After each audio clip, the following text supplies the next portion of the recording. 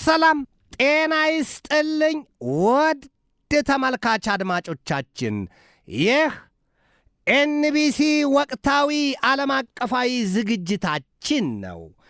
በዛሬው ዝግጅታችን ሰሜን ኮሪያ የአሜሪካን ማዕከላዊ ምድር ሊመታ የሚችል ሚሳኤል መሞከሯን ወዲህም Iran swear against the United States of America and Israel being fueled by North Korean weapons ሲሉ ብዙዎች ማስጠንቀቂያቸውን የሚሰጡበትን የጦርነት ሂደት ወዲያም ደግሞ The axis of autocracies is winning ሲል የወጣውን እንዲሁም በመካከለኛው ምስራቅ ቀጠና አምስተኛ ሳምንቱን በያዘው ግዙፍ ጦርነትና የነዳጅ ዘይት ጉዳይ የተመለከተ ከዚያም ውጪ ከመላው የምድሪቱ ክፍል የተገኙ አዳዲስና ወቅታዊ መረጃዎችን ይዤ ቀርቤያለሁ።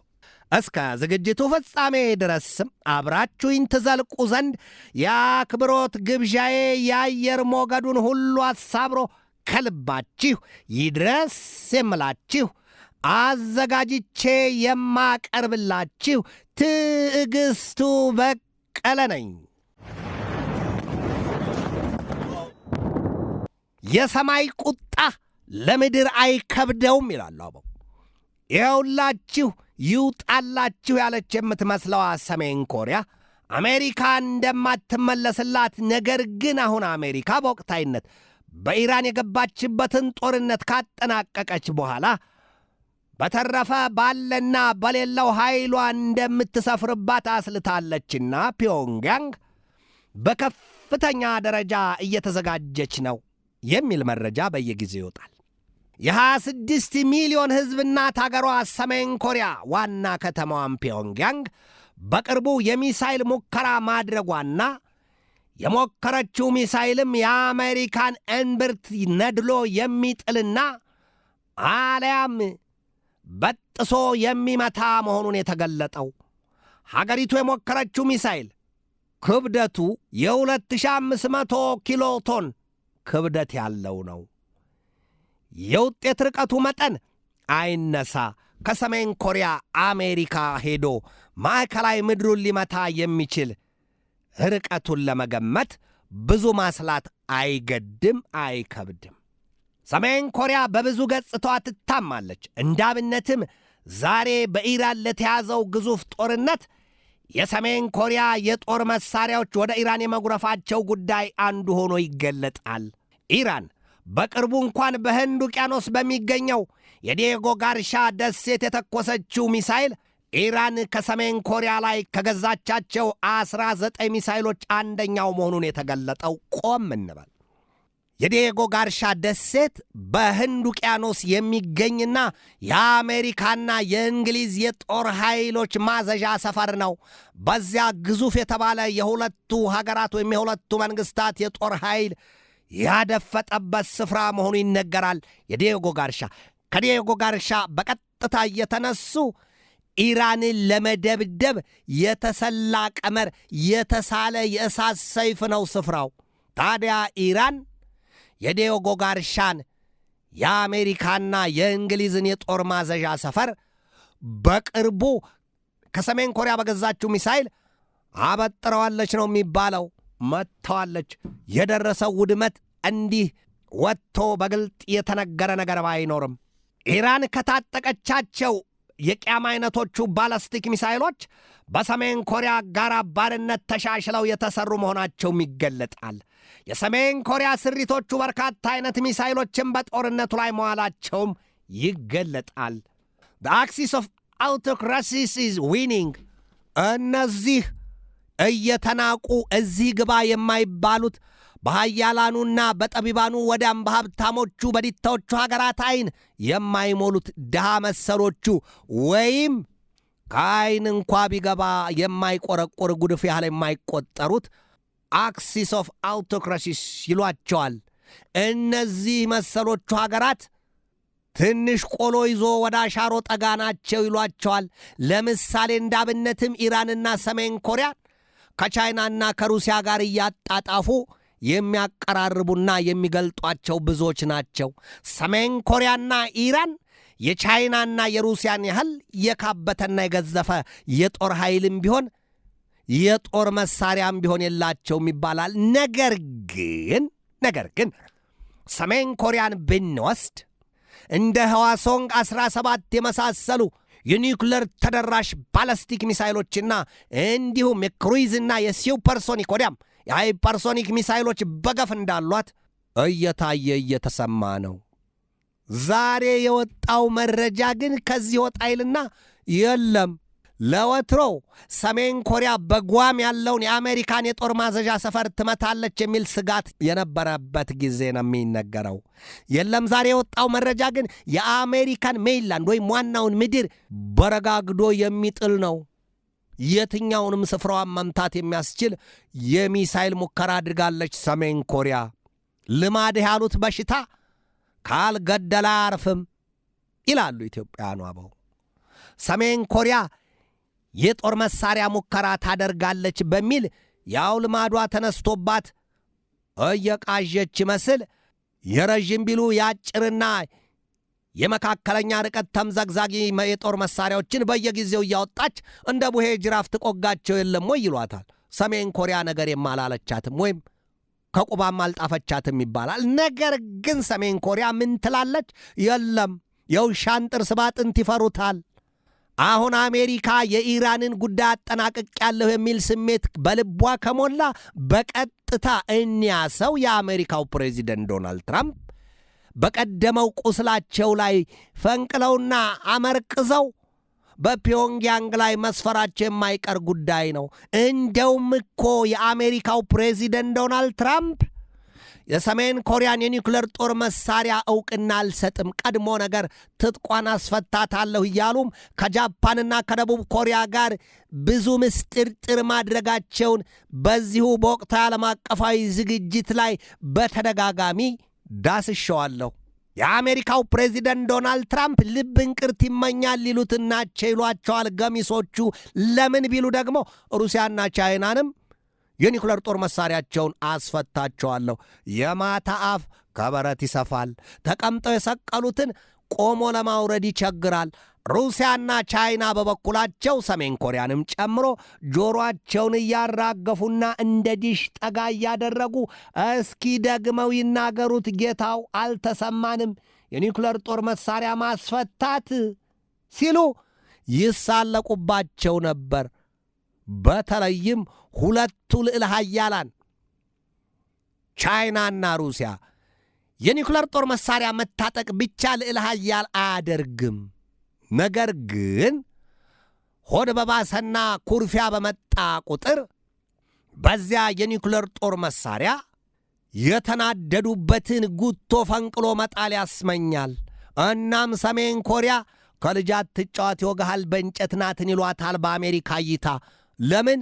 ትዕግሥት ያስፈልጋል፣ አርቆ ማየት ያስፈልጋል፣ ዕውቀት ከብሶትና ከድህነት የላቀና የራቅ አመለካከት ያስፈልጋል የኒውክሌር ጦር መሳሪያ ታጥቆ ለመዝለቅ። ሌሎቹ ታዲያ እንዴት ዘለቁ? እነ ፓኪስታን ከድህነት ብዙም ፈቀቅ ያላሉ አይደሉም ወይ? ፓኪስታን እኮ ታዲያ ህንድን ደጋግማ ከምድረ ገጽ ሰርዛታለሁ ስትል የምትዝትበት ጊዜ አይዘነጋም ይሏታል። ሆድ ለባሰው ማጭዳታው ሰው ነው። የኒውክሌር ጦር መሳሪያ ታጣቂዎቹ ሀገራት በዚህ ዘመን እንዳርጩሜ እያስፈራሩበት ነው። ቆጣ ባሉ ቁጥር ወይም ግንፍል ባሉ ቁጥር ያንን የኒውክሌር ጦር መሳሪያቸውን አውጥተው ሊጠዝሉት ይፈልጋሉ። ባናደዳቸው ሀገር ፓኪስታንና ህንድ አጎራባች ናቸው።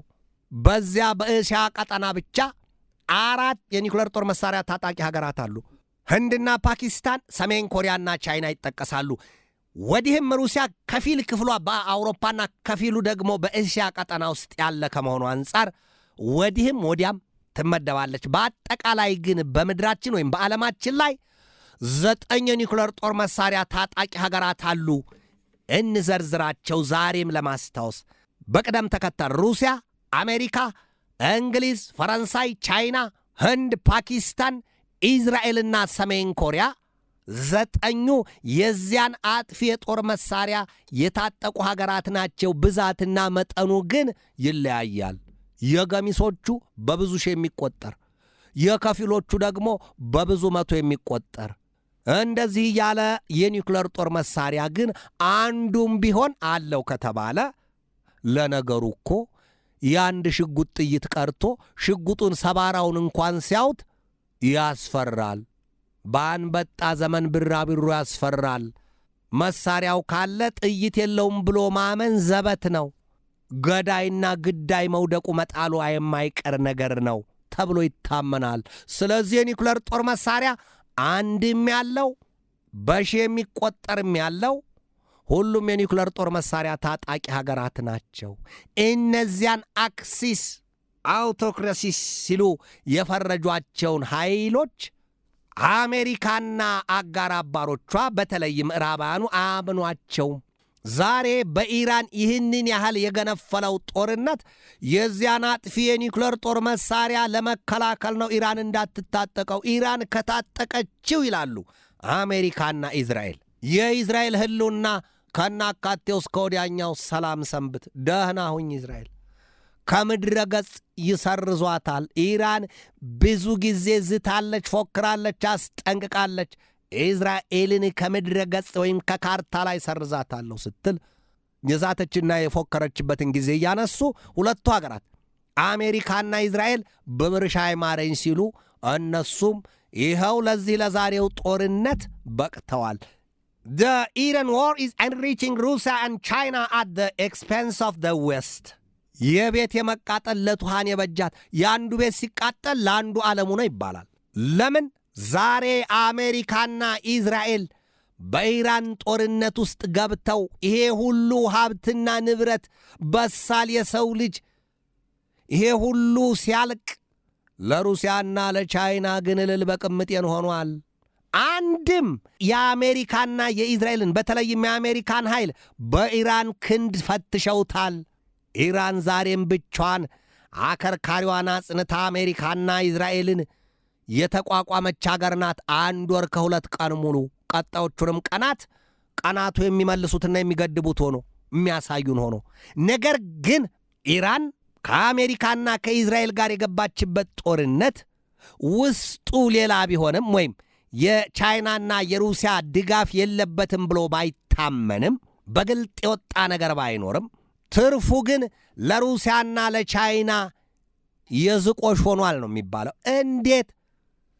የነዳጅ ዘይት ሀብትና የጋዝ ሀብትን እንኳ ብንመለከት አሁን በመካከለኛው ምስራቅ ቀጠና የሚተላለፈው የነዳጅ ዘይት ሀብትና የጋዝ ምርት ወዲያም የማዳበሪያና የተለያዩ የማዕድን ሀብቶች ባሉበት ጭጭ ምጭጭ ብለው ቀርተዋል። መፍለቂያቸው መጓጓዣቸው ሁሉ ተደፍኗል። ታዲያ ስለ ሩሲያ ምን በጃት ከተባለ ሩሲያ በገፍ የነዳጅ ዘይትና የጋዝ ምርት የምታመርት ሀገር ናት፣ ማዳበሪያም ጭምር። ታዲያ አሁን ሩሲያ የተጣለባት ማዕቀብ ሁሉ ላልቶላት ወይም ተነስቶላት የጋዝና የነዳጅ ዘይት ሀብቷን እንድትቸበችብ ተደርጎላታል። የረብጣ ቢሊዮን ዶላር ትርፍ እያጋበሰች ነው። ነገር ግን ሩሲያ የኢራን የነዳጅ ዘይት ሀብት ካልተለቀቀና የሆርሙዝ ወሽመጥ ካልተከፈተ ኢራን ደስ ብሏት ካልሳቀች አጋር አባሯ ናትና ምን ሊያደርግልኝ፣ ብቻውን የበላ ብቻውን ይሞታል ይላሉ። ታዲያ ምን ያደርግልኛል ስትል ሩሲያ ቅሬታዋንም ቁጣዋንም ትገልጣለች። ቻይናም በተመሳሳይ ኢራን በሆርሙዝ ወሽመጥ የነዳጅ ጫኝ መርከቦቿ እንዲተላለፉ ፈቅዳላታለች። የቻይናና የሩሲያ እንዲሁም የሌሎች የኢራን ወዳጅ አጋር አባር ሀገራት የነዳጅ ጫኝ መርከቦች በሆርሙዝ ወሽመጥ ይተላለፋሉ። ታዲያ የተከለከሉት የነማን ናቸው? የምዕራባውያኑ በተለይም የአሜሪካና የእስራኤል እንዲሁም የነሱ ወዳጅና አጋር አባር ሀገራት። በዚያ ጦርነት ለምሳሌ እንደ እንግሊዝን መሰሎቹ ስፔንን መሰሎቹ ሀገራት ፈረንሳይንም ጨምሮ ጀርመንንም ንክች ጣልቃ እንገባም ብለዋል።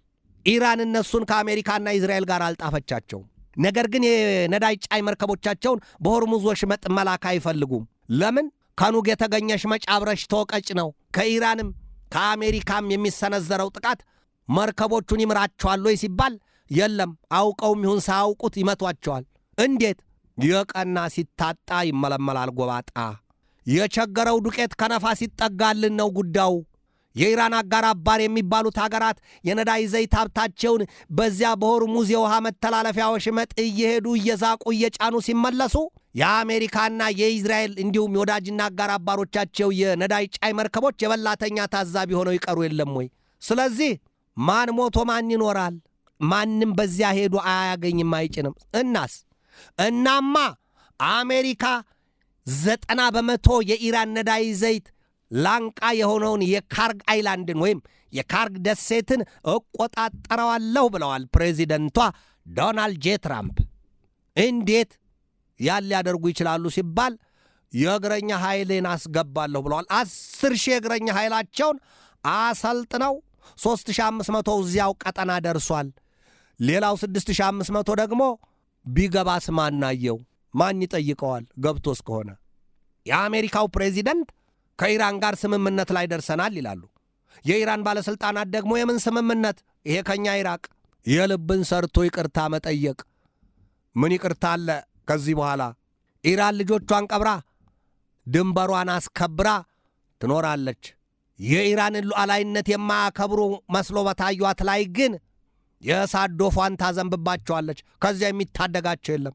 ለዚያ ነው the Iran war is enriching Russia and China at the expense of the West ይላል።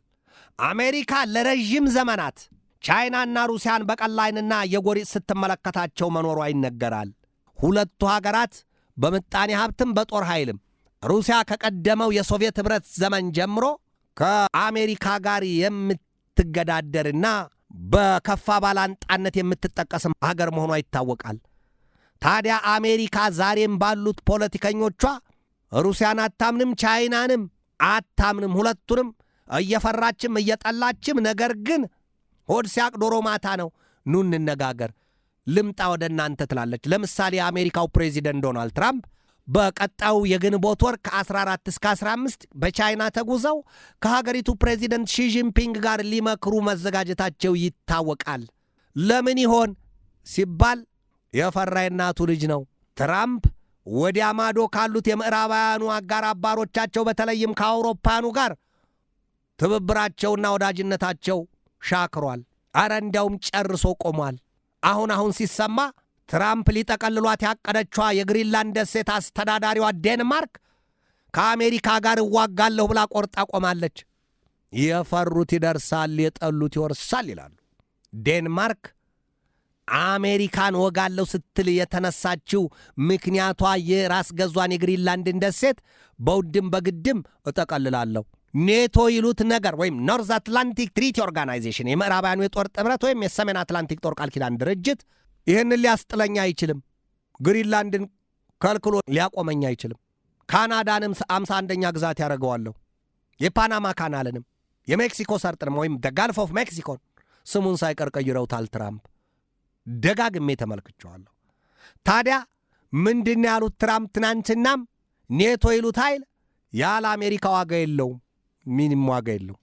ይሄንን ብለዋል። በተለይም የሪፐብሊካን ፓርቲው አካላት በትራምፕ አስተዳደር ውስጥ ያሉ ሹማምንት ኔቶን ገሸሽ አድርገውታል። ቀድሞ ነገር ስለመኖሩም አንዳንዶቹ አያምኑበትም። ይሄንን ያህል አርቀውታል። አሜሪካ ወድጄ ነው ወይ የምወዳት ከግንድ የሚያላጋ ልጅ አላት ይሉትን በሆነው ስሌት አሜሪካ የሆዷን በሆዷ አድርጋ ከቻይናና ከሩሲያ ጋር ሰላም መፍጠር ብቻ ነው ምርጫዋ። ያም ቢሆን እንኳን አይሆንም። ከቻይና ጋር በታይዋን ደሴት ተፋጠዋል። የወጋ ቢረሳ የተወጋ አይረሳም ናቸው። ቻይና የታይዋንን ደሴት የራሴ ሉዓላዊ ግዛት ናት፣ የክብሬ መገለጫ ናት ትላለች። አንዲት ጋት ምድር፣ አንዲት ጥርኛ አፈር፣ አንዲት ጥልቂቷ ከዚያች ደሴት ማንም አይነካትም፣ ማንም አይነቀንቃትም ስትል ጥርሷን ነክሳ የጦር ኃይሏን አዘጋጅታ እሷ በተጠንቀቅ ቆማለች። ቻይና አንድ ቀን በታይዋን ደሴት ላይ ደም እንደተጠማቦ ሸማኔ ዘላ ጉብ ልትልባት ቆርጣ ተቀምጣለች። አሜሪካም ብትሆን ታዲያ በዴሞክራቶችም ትመራ በሪፐብሊካን የታይዋን ደሴት ጉዳይ የማይቆረጠም የብረት አሎሎ ነው ስትል አንጀቷን አስራ ታያለች። ወዲህ ከሩሲያ ጋር የገባችበት ጉዳይ በዩክሬን ጦርነት ትራምፕ ያሻቸውንም ቢሉ የፑቲን ጆሮ አልሰማቸውም። እናም ምንድን ያሏት ዩክሬንን አርፈሽ የዶንባስን ግዛት ፑቲን የሚፈልገውን ቆርጠሽ ስጭና አርፈሽ ተቀመጪ። የለም ፑቲን ያን ቢሰጣቸው አይተውም። ዩክሬንን ሙሉ በሙሉ ሊጠቀልሏት ነው። ብዙ ጊዜም ተናግረዋል ፑቲን ራሳቸው። ዩክሬን እኮ ካስፈለገ ሙሉ በሙሉ የኛ ናት፣ ያለበለዚያ ግን በኒኩለር እናደባያታለን፣ ከነመረቁ ሊግቷት። ይሄንን ብለዋል። ስለዚህ ትናንት በወጣ መረጃ ደግሞ የሩሲያው ፕሬዚደንት ቭላዲሚሮቪች ፑቲን በዩክሬን የባቡርና የመኪና አስፓልቶች እንዲሁም የተለያዩ የመሰረተ ልማቶቻቸውን እያዘመኑና እያሸበረቋት ነው ዩክሬንን። ከከርሷ መሃል እምብርቷ ላይ ቆመው ዘለንስኪ እንዲያው ዙሪያውን እያሉ ከአውሮፓ መንግስታት ጋር ያቀራራሉ እንጂ የቤታቸውን ጉዳ አላዩትም። በሰው አልባ የጦር አውሮፕላኖቻቸው ሩሲያን ሊገርፏት ይፈልጋሉ። ሩሲያ ግን ውስጡን በልታ ጨርሳቸዋለች። አንድ ቀን ሌላ ጉድ ሳሰራቸው አትቀርም የሚል መረጃ እየወጣ ነው። ቻይናና ሩሲያን መማፀን ካልሆነ በስተቀር አሜሪካ ሌላ ምርጫ የላትም ነው የሚባለው። ወዲህ አሜሪካ ዞር ስትል በቅናትም በንቀትም የምታያት ሰሜን ኮሪያ የዚያን ያጥፊውን የኒውክሌር ጦር መሳሪያ ታጥቃ ከቻይናና ከሩሲያ ጋር አብራ መቆሟን ታያለች። ሰሜን ኮሪያን እንዳትነካ ባለቤቱን ካልናቁ አጥሩን አይነቀንቁ ወይም ባለቤቱን ካልናቁ ውሻውን አይመቱን ሆኖባታል። ቻይናና ሩሲያ እንዲህ በዋዛ በሰሜን ኮሪያ ጉዳይ የሚሰበሩና የሚልፈሰፈሱ አይደሉም። በቀጥታ ይገባሉ። ወዲያም ደግሞ ቻይናም የኒውክሌር ጦር መሳሪያዎቿን እያዘመነችና በቁጥር እያጋበሰች ነው። በከፍተኛ ደረጃ ቁጥሩን ጨምራለች የኒውክሌር ጦር መሳሪያውን። ወዲህ ዞር ስትል ሩሲያም በቅርቡ ግልጽ ያወጣችው ሞክራም ያሳየችው አንደኛው የቡሬቬስትኒክ የኒውክሌር ክሩይዝ ሚሳይል የርቀት ገደብ የሌለው ነገር ግን 14000 ኪሎ ሜትር ላይ ሞክራ ያሳየችው። ዓለም ሆይ አርፈሽ እጅሽን አጣጥፈሽ ተቀመጭ ያለችበት።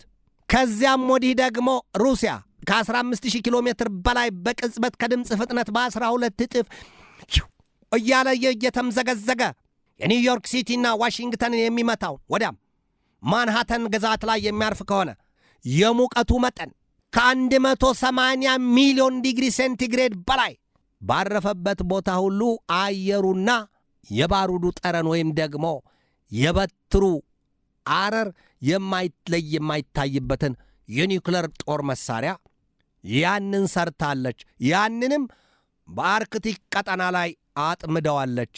በጠፈር ላይ የጦር መሳሪያ ሽቅድምድምም ቢሆን ሩሲያ ቀድማለች የሚል መረጃ ነው የሚወጣው። በህዋ ላይ ወይም ጨረቃ ላይ እዚያ ቀድማለች ነው የሚባለው። አሜሪካ ከአውሮፓውያኑም ሆዷ ርቋል። ከነዚህም ከቻይናና ከሩሲያም ቢሆን ብዙ የሚያጋጫትና የሚያላትማት ነገር ነው ያለው። እነሱም ቢሆኑ በአንጻሩ በማዕቀብ ናዳዋ ደብድባቸዋለች፣ በቀረጥ ሁሉ አቁስላቸዋለች። ታዲያስ ከተባለ ለአሜሪካ ትንሣኤዋን አይመኙላትም። ከወደቀች በዚያው ደፍቀው ሊጥሏትና አሽመድምደው ሊሰርዟት ነው የሚፈልጉት ይሏቸዋል። የአሜሪካ ፖለቲከኞች ግን ዛሬም ቢሆን ንቀትና ጥላቻቸው ከልክ ያልፋል፣ ከልክ ይገዝፋል። ቻይናና ሩሲያን ተጠግታ የተለጠፈችዋ ሰሜን ኮሪያ በአሜሪካ እይታ እንደ ማህጥራው እንዳይበላ ግፋውን ሆኖባታል። ወይም ምርቅና ፍትፍት አይበሉት አይተውት እሱን አድርጓታል። ይህ መረጃን የወጣው ወዲህም አሜሪካ ካጣቻቸው በነገር ከሸነቆጠቻቸውና ክፉኛ ካስቀየመቻቸው አንጀታቸውን ከቆረጠቻቸው መካከል ህንድ ትገኛለች። ህንድም ብትሆን ከሩሲያ ጋር ሆኗል ልቧ። የሩሲያን የነዳጅ ዘይት ሀብት አትገዥም ብላ ህንድን ብዙ ብለዋታል ትራምፕ። ታዲያ ዛሬ የወጣው መረጃ ምን ይላል? ኢንዲያን አርሚ ተርንስ ቱ ሩሲያ አጌን ፎር ኤር ዲፌንስ አሴትስ። ህንድ ከሩሲያ የምትፈልገው የኤስ-400 የሚሳይል መከላከያዎችን ነው። ህንድ ከሩሲያ ጋር በገባችበት የውል ስምምነት መሰረት የኤስ-400 የሚሳይል መከላከያው በተያዘው የ2026 ዘመን መጠናቀቂያ እንደሚደርሳትም ነው የተገለጠው። አሜሪካ ያንን አትፈልገውም። ህንድ እኮ ከፓኪስታን ጋር አይንና ናጫ ናቸው። በቀጥታ ወደ መካከለኛው ምስራቅ ቀጠና ሙሉ ዘገባ ልለፍ።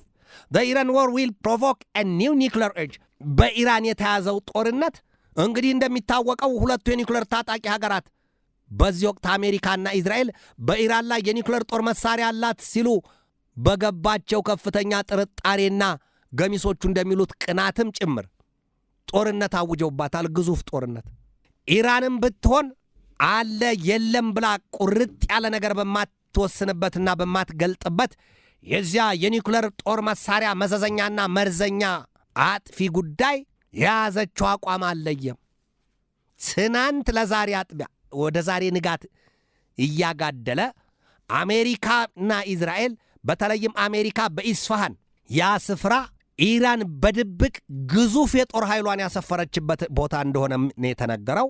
ከዚያ ውጪ ኢስፋሃን በዚያ በሰኔ ወር 2025 የ12 ቀናት ጦርነት የኒውክሌር ጦር መሳሪያ ተሸሽጎበታል በሚል በቢ2 የቦምብ ጣይ አውሮፕላኖች ክፉኛ የተደበደበና የአሜሪካው ፕሬዚደንት ዶናልድ ትራምፕም ቶታሊ ዲስትሮይድ ወይም obliterated ሲሉ የተናገሩበት የተኩራሩበት የተመጻደቁበት ስፍራ ነበር።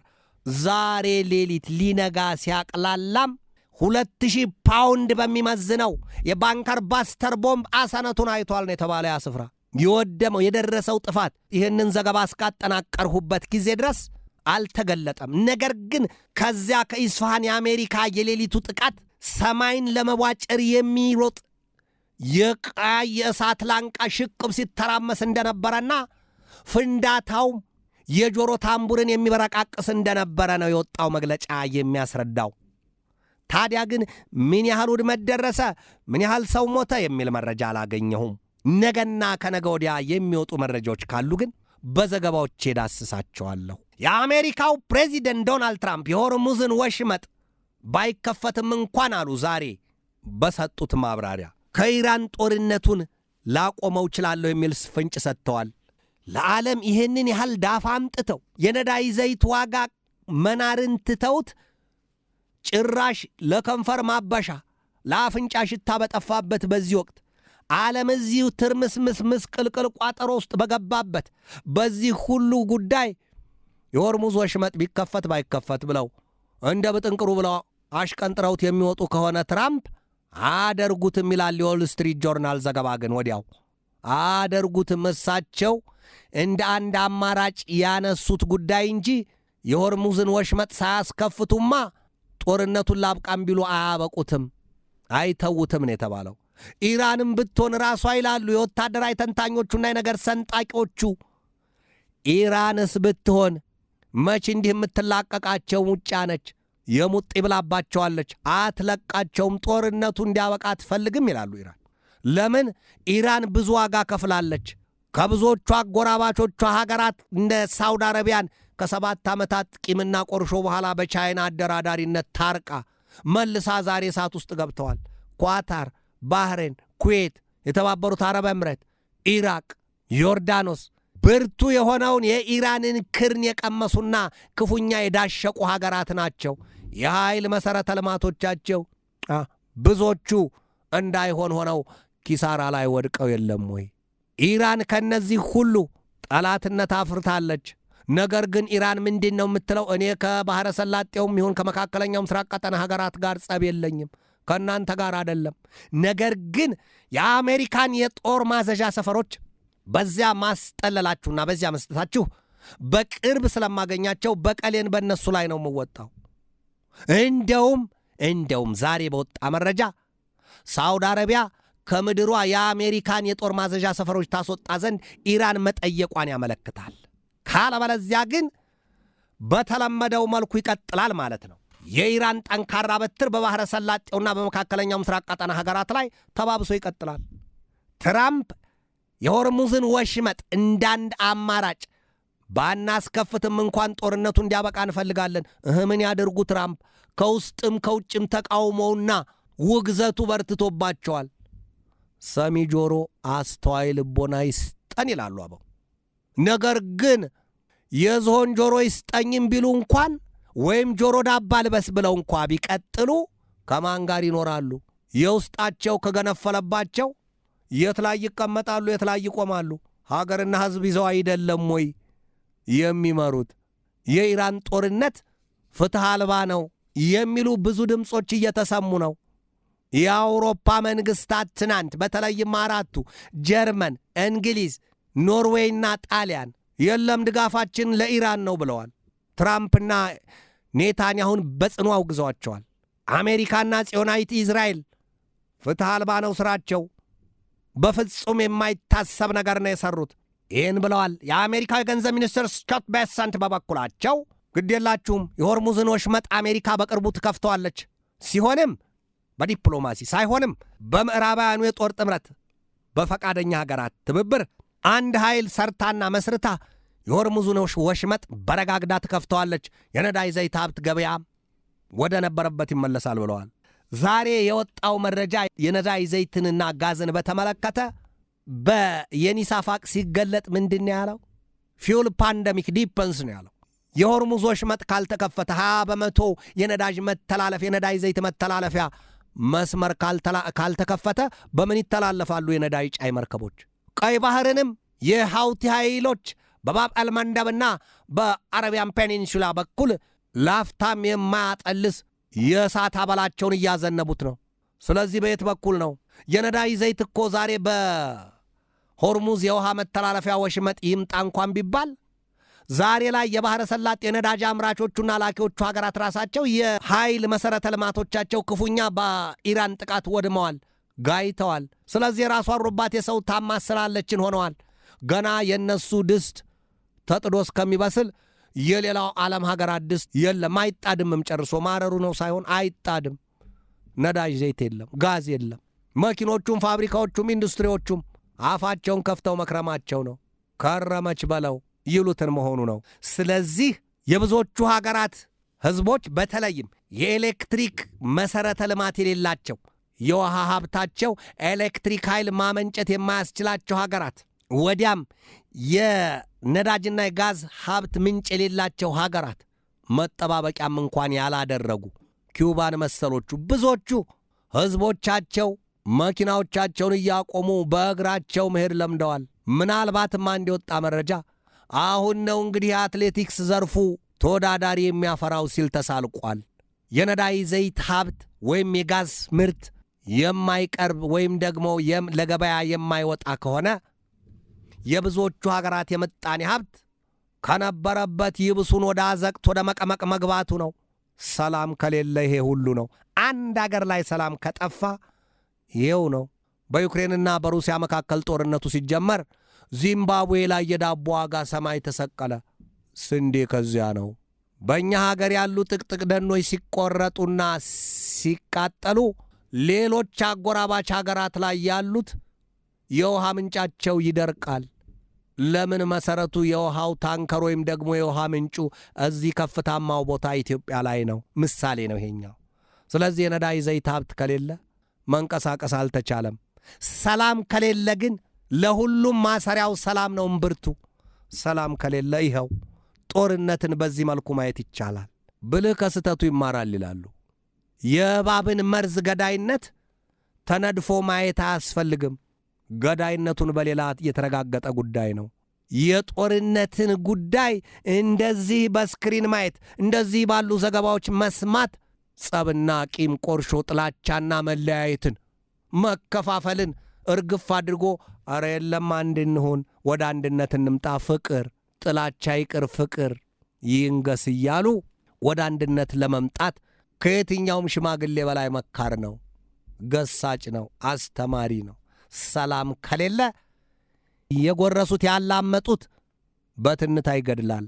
ሰላም፣ ስለ ሰላም የሚቆሙ ሐዋርያቶች፣ ስለ ሰላም የሚላኩ ምላሳቸው አንደበታቸው ጥላቻና መርዝን የሚረጭ ሳይሆን ሰላምን የሚነዛ፣ ሰላምን የሚያሰፍን፣ እርቅን የሚፈጥር፣ በሕዝቦች መካከል ጥላቻና መለያየትን የማይዘራ፣ ስለ ሰላም የሚላክ፣ ስለ ሰላም የሚያወራ፣ የሚመሰክር ዓለም ወይም ምድራችን ከምንጊዜውም በላይ ዛሬ ያንን ሰው ታነግሰዋለች። ስለ ሰላም የሚያወራ አንደበት፣ ስለ እርቅ፣ ስለ አንድነት፣ ስለ ፍቅር።